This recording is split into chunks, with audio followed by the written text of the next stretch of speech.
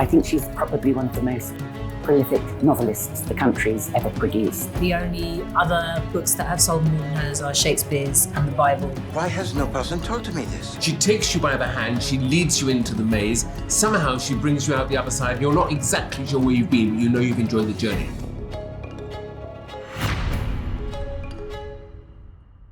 Why are you so fascinated by crime?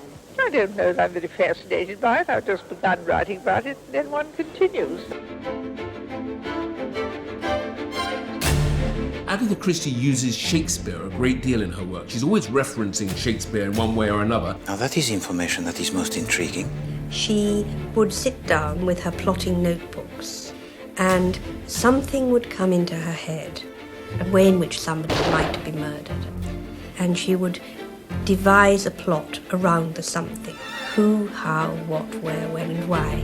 I think the notebook is mostly to keep your memory jogged a bit.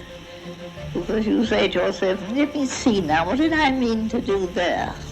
Enjoyment of the story she's telling leaps off every page. Merci.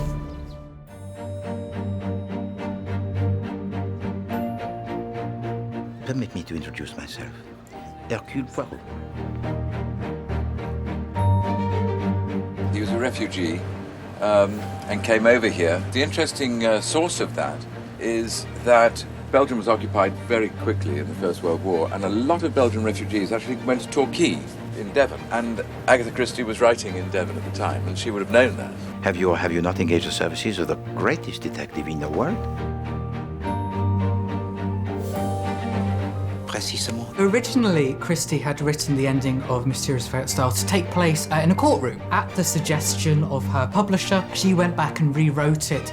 Agatha Christie invented this summing up, where Poirot gathers people together at the end and you know that the criminal is in the room. Poirot goes round and says, it could have been you, it could have been you, it could have been you, it could have been you. And you keep on waiting for the blow to fall. She is here with us now, madame. The cold-blooded murderer. That became obviously a staple of the genre and obviously of her own work. It's not something that Scotland Yard detective would do, but that was his way of doing things. Oui.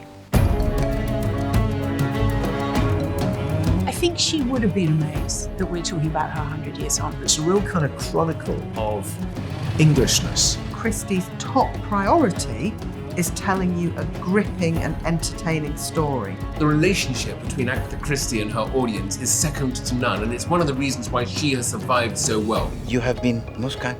Au revoir.